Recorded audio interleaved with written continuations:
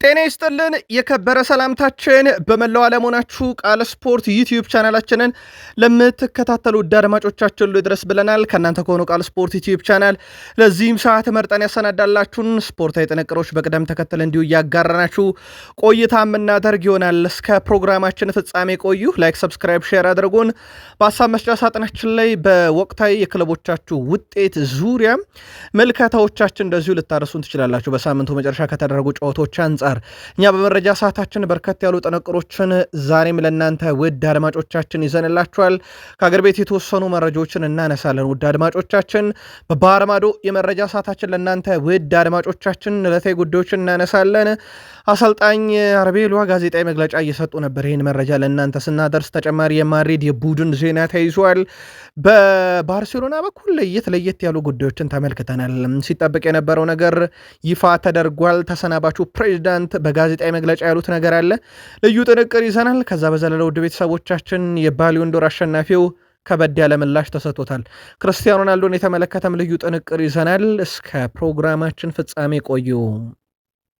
በተወዳጁ የእንግሊዝ ፕሪሚየር ሊግ ዕለታዊ መረጃዎቻችን ውድ ቤተሰቦቻችን በርከት ያሉ ጥንቅሮችን ለእናንተ ውድ አድማጮቻችን እናደርሳለን። በፕሪሚየር ሊግ ታላላቅ ክለቦችን የተመለከተም ወቅታዊ ጥንቅሮችን ይዘናል። አቻ የሚባሉ ውጤት አልወድም እያሉ ነው። ማንን ሊናገሩ ፈልገው ነው? ይህን የሚሉት ደግሞ ገና ወንበራቸው ላይ በስርዓት ያልተቀመጡት ኢጎር ቶዶር ናቸው፣ የቶትንሃሙ አለቃ።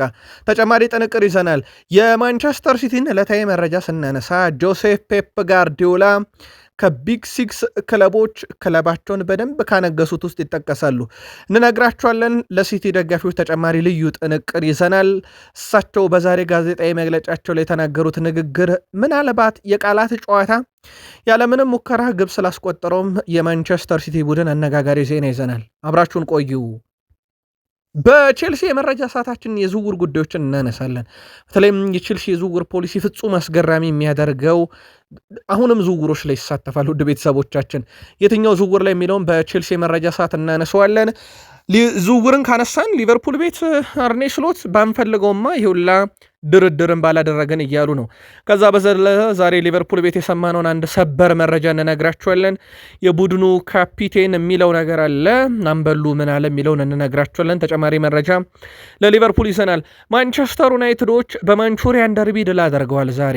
ያውም ካሪክም ዳረን ፍሌቸርም በነበሩበት በተወያዩበት ቁጭ ብለው ያዩትን ጨዋታ እንነግራችኋለን።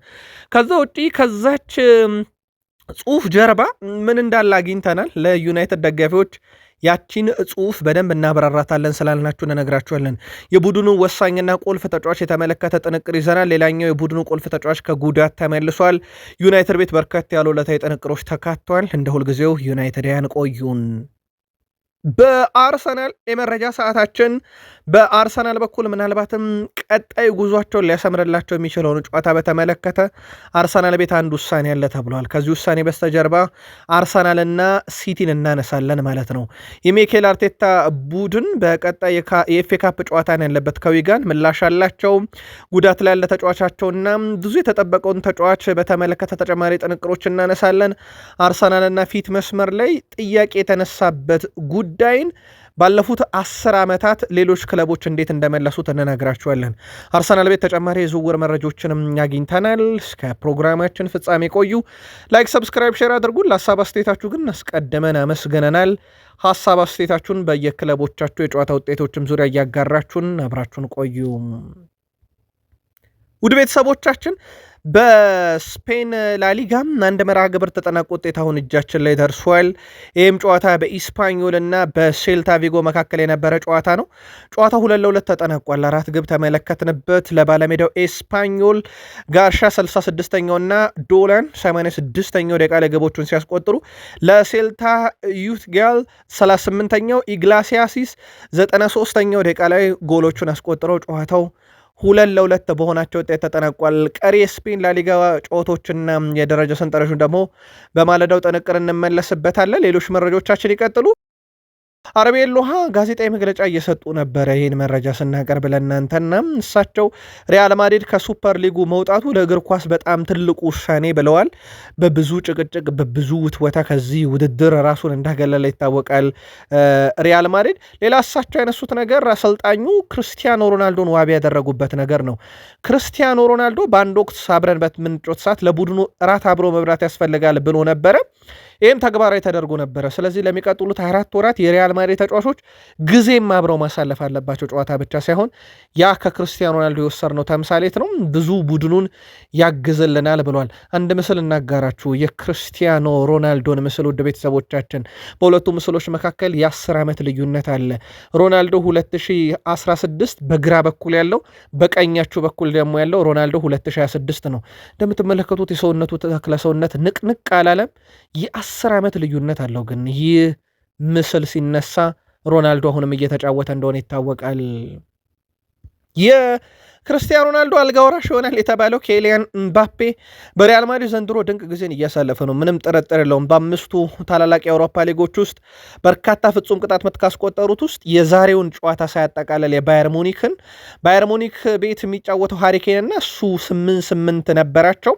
የዚህን ሳምንት ጨዋታ ሳናጠቃለል ማለት ነው። ውድ ቤተሰቦቻችን 8-8 ይዘው ቀዳሚ ነው። በነገራችን ላይ ሃሪኬን በዚሁ አጋጣሚ በእግር ኳስ ሕይወቱ 500 ሲደመር ግቦች ላይ ደርሷል።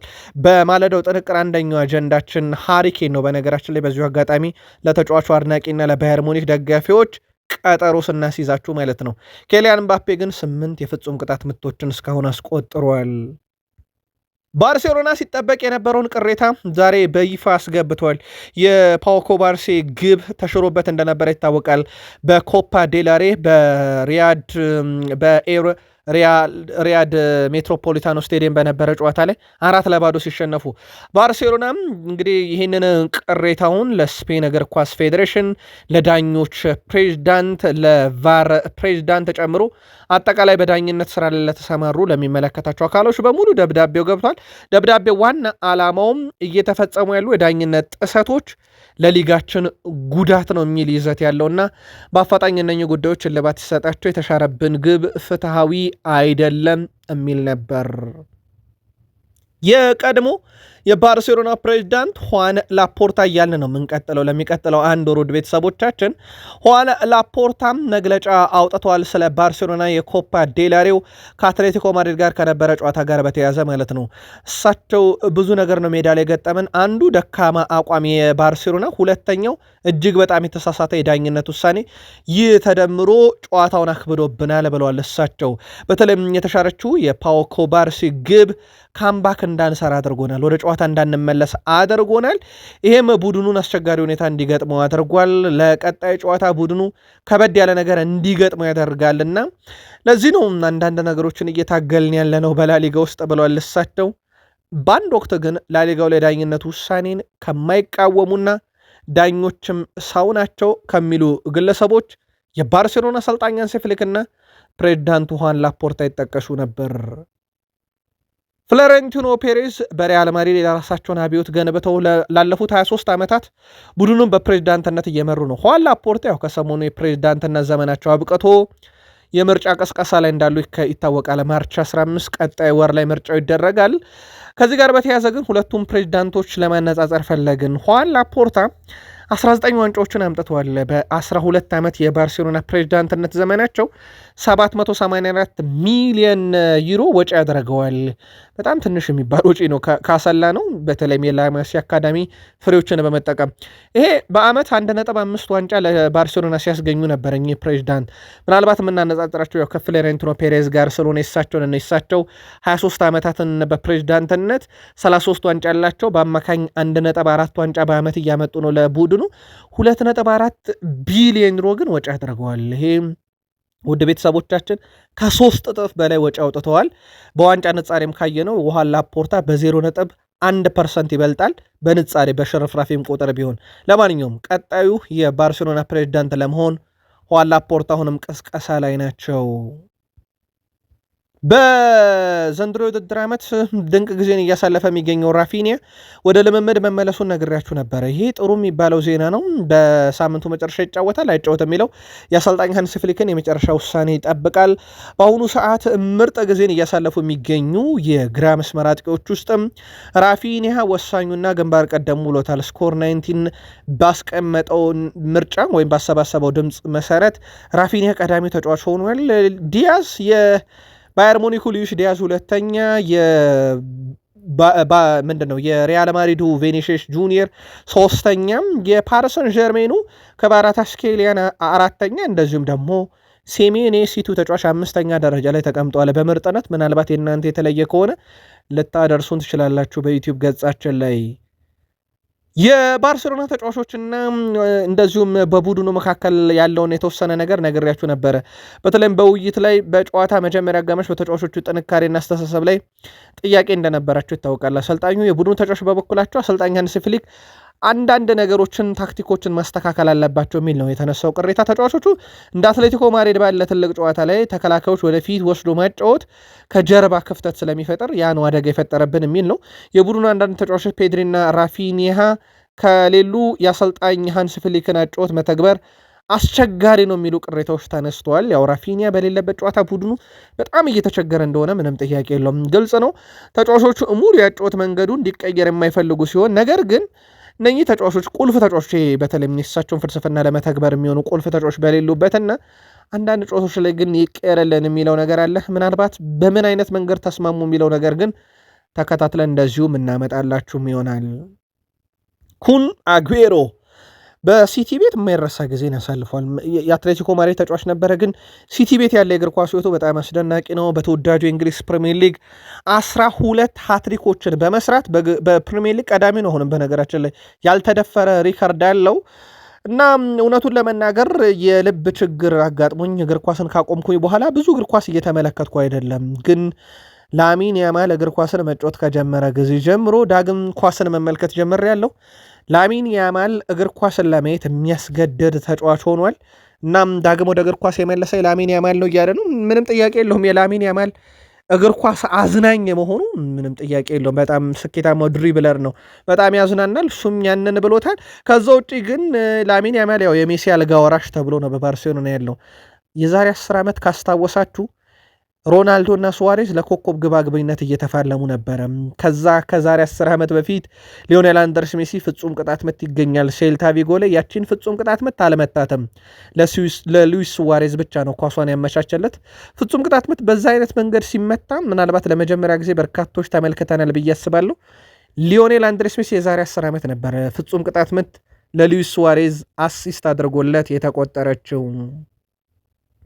የባሊዮንዶር አሸናፊ ኦስማን ዴምቤሌ በቡድኑ አጮትና በአንዳንድ ተጫዋቾች ደስተኛ እንዳልነበረ መናገሩን በማለዳው የቃል ስፖርት ዩቲዩብ ቻናል ጥንቅራችን አደረሰናችሁ ነበረ። ለእሱ ንግግርም አሰልጣኝ ሉዊስ ኤንሪኬ ዛሬ ምላሽ ሰጥተዋል። ኦስማን ዴምቤሌ በተጫዋቾቹ ፍላጎት ማጣትና እንደ ቡድን አለመጫወት ላይ ስላቀረበው ጉዳይ ምላሻቸውን የሰጡት ሉዊስ ኤንሪኬ የተጫዋቾች ሀሳብ በቡድን ላይ አይሰራም፣ እንደዚህ አይነት ግለሰባዊ ሀሳቦችም በቡድን ላይ መሰጠት የለባቸውም።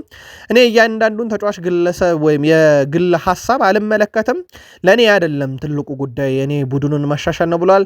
እንደዚህ አይነት ሀሳቦች ምንም ጥቅም የላቸውም፣ በቡድን ውስጥ ጫናን ይፈጥራሉ እንጂ ወይም ቡድን ውስጥ መከፋፈልን ይፈጥራሉ እንጂ ለውጥ አያመጡም ብለው የባሊዮንዶር አሸናፊው እንደ ቡድን እንጫወት፣ አንዳንድ ተጫዋቾች ለፓሪስ ሰን ጀርሜን መጫወት ያልገባቸው ነው በሚል የወረፋቸውን በተመለከተ የቡድን አጋሮቹን እንዲህ መናገር ተቀባይነት የለውም ብሎ ምላሽ ሰጥተውታል።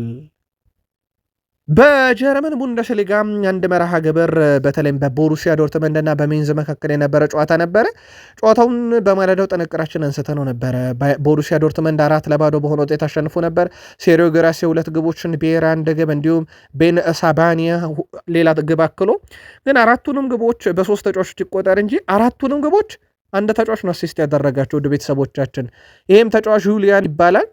ይህ ተጫዋች ታዲያም በ2003-4 የውድድር ዓመት ጀምሮ በቡንደስሊጋ በአንድ ጨዋታ 4 አሲስት ያደረገ የመጀመሪያው ተጫዋች ሆኗል። በጣም አስደናቂ ጊዜን በቦሩሲያ ዶርትመንድ እያሳለፈ ይገኛል። ውድ ቤተሰቦቻችን ቃል ስፖርት ዩቲዩብ ቻናል ላይ ትገኛላችሁ። ለሰዓቱ መርጠን ያሰናዳላችሁን ስፖርታዊ ጥንቅሮች በቅደም ተከተል እያጋራችሁ እንገኛለን። ከተወዳጁ እንግሊዝ ፕሪሚየር ሊግ ብቻ ወዳገኘናቸው የዕለቱ ጥንቅሮቻችን እንሻገር። ከፕሪሚየር ሊግ የመረጃ ሰዓታችን ጋር ስትቆዩ ላይክ፣ ሰብስክራይብ፣ ሼር አድርጉን። ክለቦቻችሁ በነበራቸው ጨዋታ እንዴት ያለ ውጤት ተመዘገበ? በሐሳብ መስጫ ሳጥናችን ላይ ጻፉልን። በኤፍኤ ካፕ ወደ አምስተኛ ዙር ለማለፍ በተደረገ ጨዋታ አንደኛው ጨዋታ ዌስትሃም ዩናይትድ ድል ያደረገበት ጨዋታ ነበረ። ዌስትሃም በርተን አልቢዮንን 1-0 በሆነ ውጤት ድል አድርጓል። 90 ደቂቃው 0-0 ከተጠናቀቀ በኋላ ወደ 30 ደቂቃ ጭማሪ አምርቶ ነበረ ጨዋታው።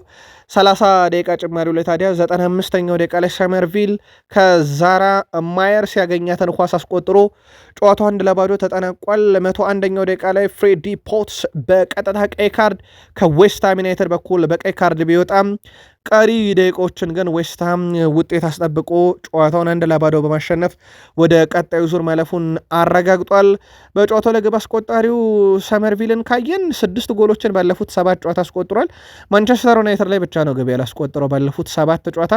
ቀሪ ግቦች ላይ ግን በሙሉ ግብ አስቆጥሯል። በአጠቃላይ ባለፉት 7 ጨዋታም 7ኛ የግብ አስተዋጽኦ ነው። በጣም ድንቅ ጊዜን እያሳለፈ ነው። ምናልባት የቡድኑ ሌላኛውን ተጫዋች እናንሳ። ቶማስ ሱሴክ 30 ዓመቱ ላይ ይገኛል። በፕሪሚየር ሊግ እስካሁን 39 ግቦችን አስቆጥሯል። በፕሪሚየር ሊግ በርካታ ግብ ያለው ቼክ ሪፐብሊካዊ ተጫዋችም እንደዚሁ መሆን የቻለ ነው። በዛው የዌስትሃም ዩናይትድን መረጃ ስናነሳም እናድርሳችሁ ብለን ነው። ኢገር ቲያጎ የቶትናም አሰልጣኝ ሊሆኑ መሆኑ በጣም አስገራሚ ነው ብያችሁ ነበረ።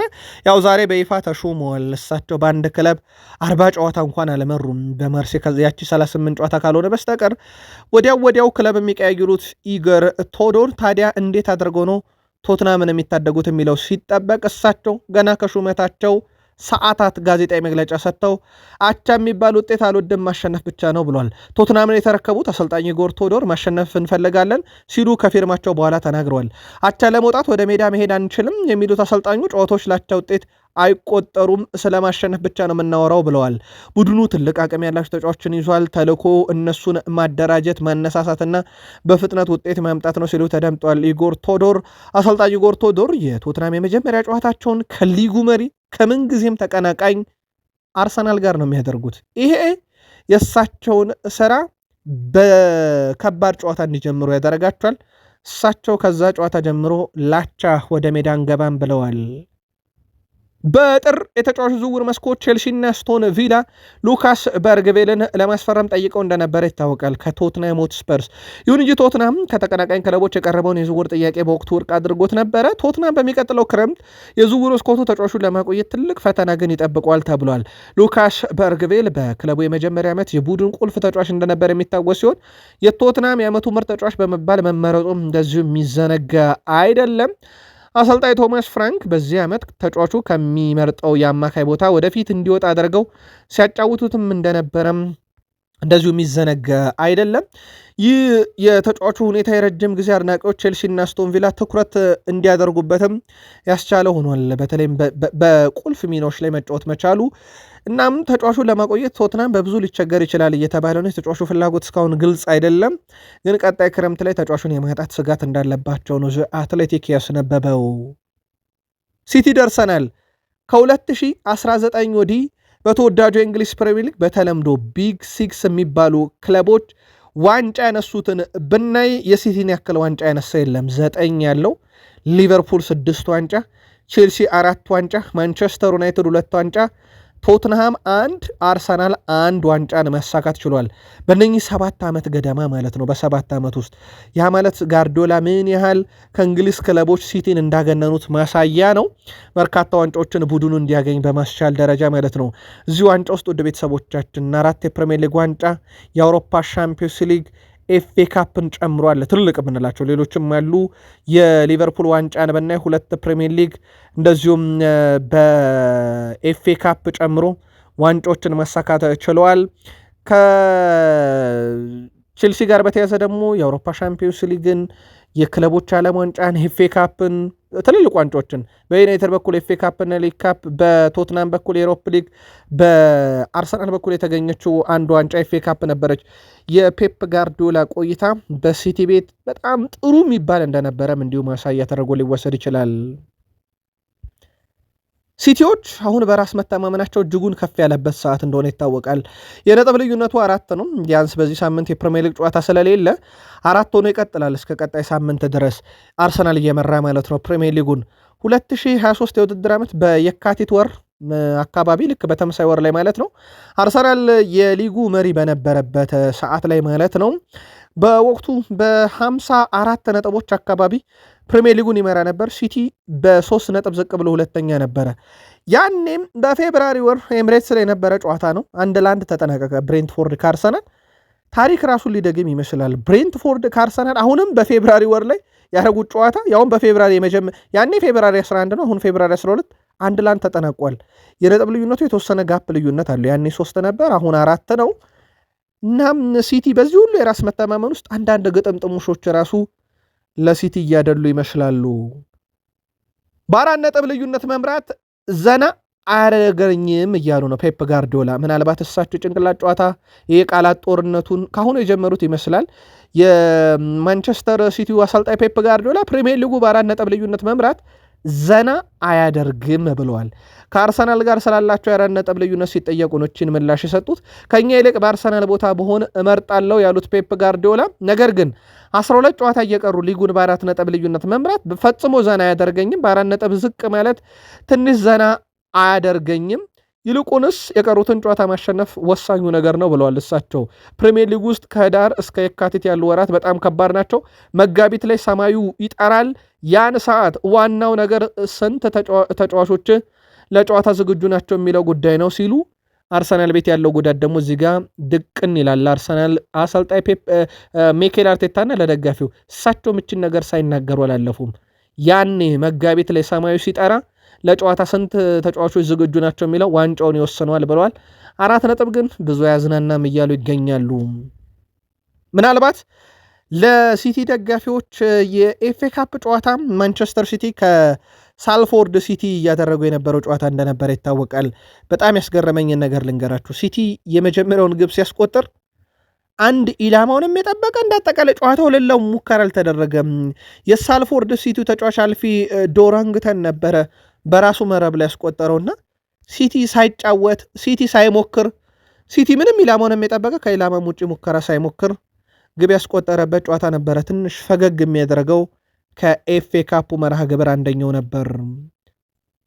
ሞርጋን ሮጀርስ ከቪላ ቤት ቆይታው እርግጥ እንዳልሆነ በቃል ስፖርት ዩቲዩብ ቻናል በማለዳው ጥንቅራችን ነግረናችሁ ነበረ። በርካታ የአስቶን ቪላ ደጋፊዎች ያልወደዱት ጉዳይ ነበረ። ተጫዋቹ ምናልባትም ቀጣይ ዓመት ቪላ በአውሮፓ ሻምፒዮንስ ሊግ የማይሳተፍ ከሆነ ሌሎች በአውሮፓ ሻምፒዮንስ ሊግ የሚሳተፉ ክለቦችን ያማተራል እየተባለ ነው።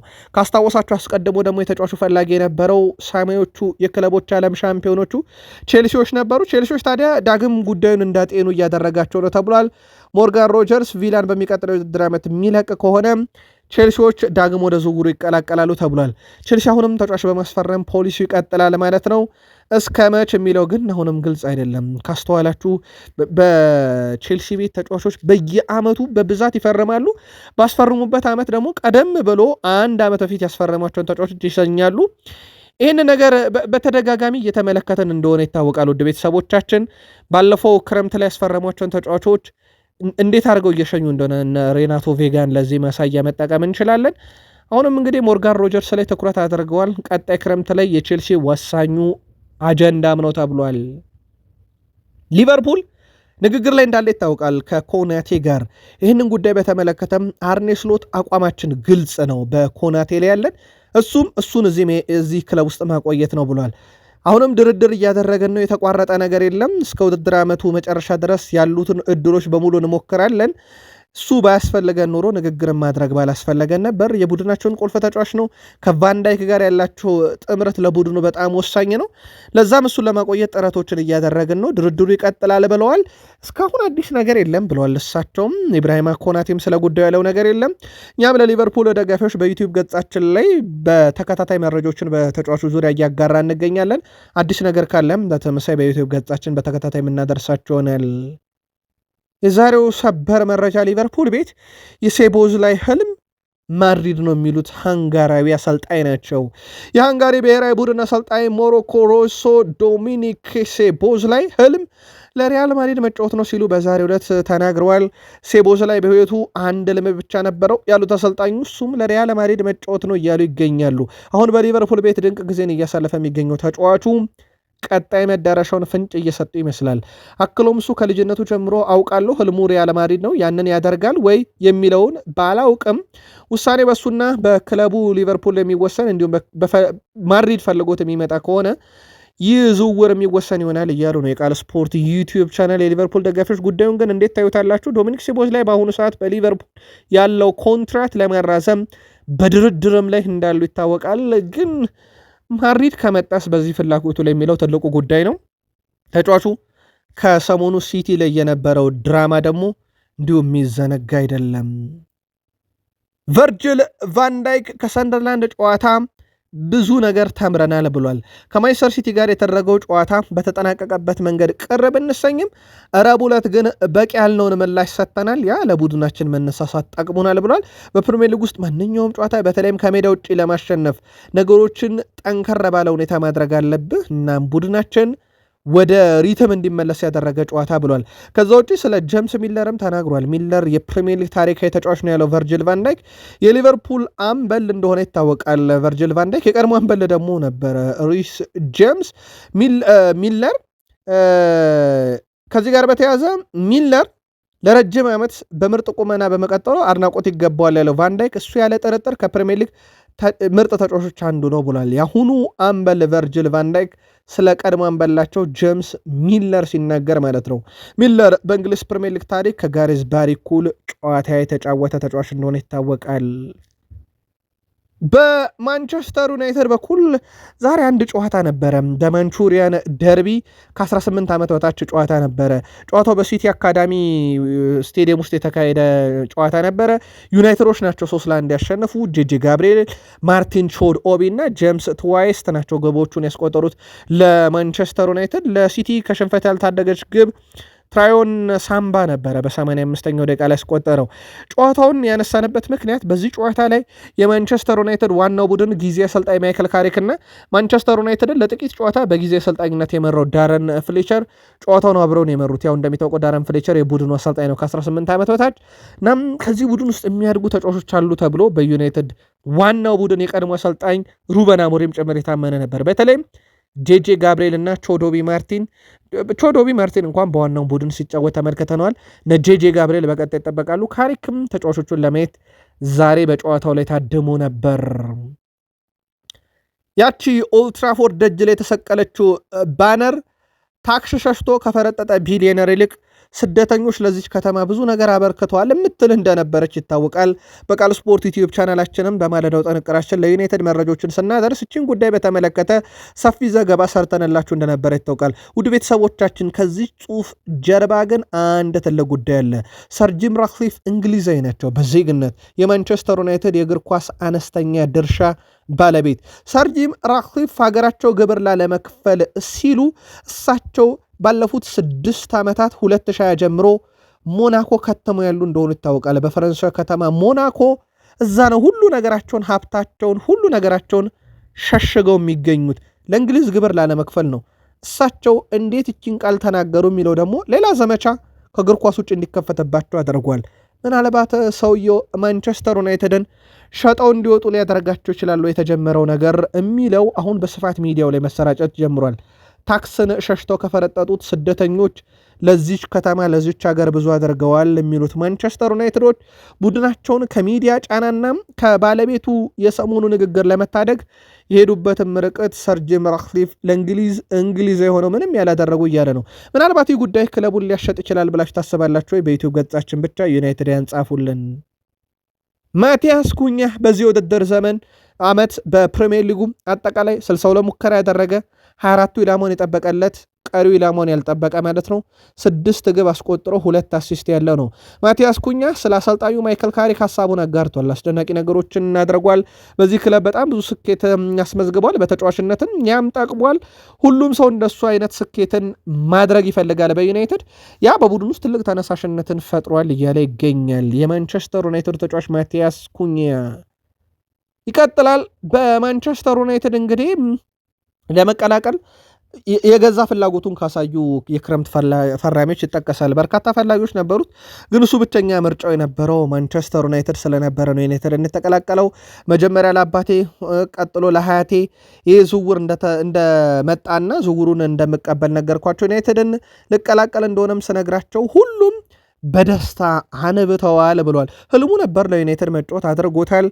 ካስቆጠራቸውም ለማንቸስተር ዩናይትድ ግቦች አርሰናል ላይ ያስቆጠረውን ግብ የጨዋታ ወሳኝነት የድል ግብ መሆኑ በማንቸስተር ዩናይትድ መለያም እስካሁን ካስቆጠርኳቸው ግቦች ለእኔ ድንቅ ግብ ነው ብሏል። በእርግጥ የቃል ስፖርት ዩቲዩብ ቻናል የዩናይትድ ደጋፊ ቤተሰቦቻችንም ይችን ግብ በብዙ ምክንያት ያደንቋታል። አንድም አርሰናል ላይ መሆኗ፣ ሁለትም የተቆጠረችበት ደቂቃ በዌስትሃም ጨዋታ ላይ ጉዳት አስተናግዶ ነበር። ሃሪ ማጓየር በዛሬው ላይ በካሪንግተን ተገኝቶ መደበኛውን ልምምድ አከናውኗል። ሌላው በማንቸስተር ዩናይትድ ልናነሳ የወደድናቸው መረጃዎች ግብ ጠባቂው ሴላመንስ ነው። ሴላመንስ አሁንም በ90 ደቂቃ በርካታ ኢላማቸውን የጠበቁ ኳሶችን በማዳን ቀዳሚ ሆኗል። ኤሚሊያኖ ማርቲኔዝ ይከተሏል። ፒክፎርድ ሶስተኛ፣ ቨርግበርን አራተኛ፣ ጃልጂ ዳናሮማ አምስተኛ ደረጃ ላይ ናቸው። ይሄ ሌላው ትልቁ ቁጥር ነው። ከዝውውር ጋር በተያዘ ደግሞ ማንቸስተር ዩናይትድ 17 ዓመቱን አጥቂ ኢጎር ታይጆንን ለማስፈረም ጥረት እያደረገ ነው ተብሏል። እንግሊዛዊን ተጫዋች ወደ ማንቸስተር ዩናይትድ ለማምጣት በሚደረገው ጥረት ላይ ግን አርሰናሎችም ቀንደኛ ተፎካካሪ ናቸው እየተባለ ነው። በእርግጥ ማንቸስተር ዩናይትድ ቀጣይ ዋና አጀንዳዎቹ አካዳሚውን ማጠናከር አይደለም፣ ግን እነሱም በትልቁ ይጠበቃሉ። በማንቸስተር ዩናይትድ ግን በትልቁ በተለይ ቡድኑን ለማጠናከር ከተያዙ ጉዳዮች ውስጥ አንደኛው አማካይ ክፍሉን በቀጣይ ክረምት ማጠናከር እንደሆነ ይታወቃል። ሚኬል አርቴታና አርሰናሎች አንድ እቅድ አላቸው። ይህም እቅዳቸው በቀጣይ ከማንቸስተር ሲቲ ጋር በካራባው ካፕ ፍጻሜ የሚደረገውን ጨዋታ በበላይነት መወጣት የቡድኑን የፕሪሚየር ሊግ ዋንጫና የአውሮፓ ሻምፒዮንስ ሊግ ጉዟቸው ላይ በራስ መተማመን ይሰጣል ብለው እንደ እቅድ ይዘውታል። ያንን ጨዋታ ማሸነፍ ከዋንጫ በላይ እንዲሆንም አድርገው ለቡድኑ እንግዲህ ማስረጽ ይፈልጋሉ ተብሏል። ይሄም በተጫዋቾቹ ያስተሳሰብ ላይ ከፍ ያለ ሚናን እንዲገነቡ ያደረጋቸዋል። በተለይም ያንን ጨዋታ መሸነፍን በፕሪሚየር ሊግ ዋንጫ ጉዞ ላይ ራሱ ተጽዕኖ ያሳድራል በሚል ማለት ነው። በ33ኛ ሳምንት በተወዳጁ የእንግሊዝ ፕሪሚየር ሊግ የምንመለከተው ጨዋታ ነው። የቃል ስፖርት ዩቲዩብ ቻናል ቤተሰቦቻችን ማንቸስተር ሲቲ አርሰናልን በሊጉ ያለፉትን 5 ጨዋታ ግን እንዳላሸነፈ ይታወቃል። ካስታወሳቸው አርሰናል በአምና አንድ ጨዋታ እንደውም 5-1 በሆነ ውጤት ኤምሬትስ ላይ ረቶት ነበረ። ባለፉት 5 የፕሪሚየር ሊግ ጨዋታ ላይ አርሰናል ሁለቱን ሲረታ 3ቱ ጨዋታ ባቻ ውጤት ተጠናቋል። አንዱ አርሰናል የሚተችበት ነገር ያቻ ውጤት በስቷል ከትልቅ ክለቦች ጋር የሚል ነው። ምናልባት ሲቲን ባለፉት 5 ጨዋታ 2 ድል 3 አቻ ተገቢ ውጤት አይደለም ብላችሁ ታስባላችሁ ወይ? አርሰናላውያን በዩቲዩብ ገጻችን ላይ መልከታችሁን አጋሩን። ኢዜ ወደ አርሰናል መጥቷል። የመጀመሪያ ዓመቱን እያሳለፈ ነው። ምናልባት 15 ጨዋታ ተጫውቷል። ኢዜ ባለፉት 15 ጨዋታ ተቀይሮም እየገባም በቋሚነትም ጀምሮ ተቀይሮ እየወጣ 15 ሞልቶታል። ምንም ግብ የለም በእነኚህ ጨዋታዎች ላይ ግብም አላስቆጠረም፣ አሲስትም አላደረገም። አንዱ አርሰናል ቤት እየተነሳ ያለው ጥያቄ ደግሞ ይሄ ብዙ ጊዜ እኔም ስለው ሰምታችሁት ሊሆን ይችላል። በፕሪሚየር ሊግ አንድ ያልተጻፈ ሕግ አለ። ዋንጫ የሚበላ ቡድን ቢያንስ 20 ግብ የሚያስቆጥር አጥቂ ያስፈልገዋል። በብዛት ይህ ያልተጻፈ ሕግ ያልኳችሁ በብዛት ዋንጫ ያነሱ ክለቦች አብዛኞቹ ቢያንስ አጥቂያቸው 20 ግብ እና እዛ አካባቢ ያስቆጥርላቸዋል። ለአብነት ያክል ዋንጫ የበሉትን ክለቦች ባለፉት 10 ዓመታት እንዳሳቸው በዚህ ረገድ ቼልሲ 2014-15 ሲበላ ዲያጎ ኮስታ 20 ግብ አስቆጠረላቸው። ሌስተር ሲቲ 2015-16 ዋንጫ ሲበላ ጄሚ ቫርዲ 24 ግብ አስቆጠረላቸው። 2016-17 ቼልሲ ዋንጫ ሲበላ ዲያጎ ኮስታ 20 ግብ አስቆጠረ። ከዛ በኋላ ጄሚ ቫርዲ ነው የሌስተርን 24 ያስቆጠረው፣ ለቼልሲ ዲየጎ ኮስታ ያስቆጠረ። ከዛ 2017-18 ማንቸስተር ሲቲ ዋንጫ ሲበላ ሰርጆ ኩናጌሮ 21፣ በቀጣዩ ዓመት ሲቲ ነው የዋንጫ የበላው ሰርጆ ኩናጌሮ 21። ከዛ ሊቨርፑል ዋንጫ በላ በ2019-20 ሳላ 19 ማን 18 የፕሪሚየር ሊግ ግብ። ከዛ ማን ሲቲ በተከታታይ 4 ዓመት ዋንጫ ሲበላ ጉንዶዋን 13፣ ኬቨን ደብሮይን 15፣ ሃላንድ 36፣ ሃላንድ መልሶ 27 አስቆጠረ። አምና ሊቨርፑል ዋንጫ ሲበላ ሳላ 29 ግብ አስቆጠረ። እንደምትመለከቱት ኦልሞስት በርካታ ግቦችን እያስቆጠረ ነው አንድ ተጫዋች። አርሰናል ቤት አሁን ያ ትልቁ ችግር እንደ ስጋት እየታየ የሚገኘው ቡድን ውስጥ በርከት ያሉ ግቦችን በአንድ ካላንደር እያስቆጠረ የሚገኝ ተጫዋች አለመኖሩ ትልቁ ጥያቄ ያስነሳም ጉዳይ ሆኗል። ምናልባት ከዝውውር ጋር በተያያዘ ሃምቡርግ በሚቀጥሉት ሳምንታት በፋቪዮ ቬራ ዝውውር ጉዳይ ላይ ከአርሰናል ጋር ድርድር ያደርጋል ተብሎ ይጠበቃል። እኛም መረጃውን ተከታትለን በዩቲዩብ ገጻችን ብቻ እናጋራችኋለን። ቃል ስፖርቶች ነበር። ናበቃን። ሰናይ ጊዜ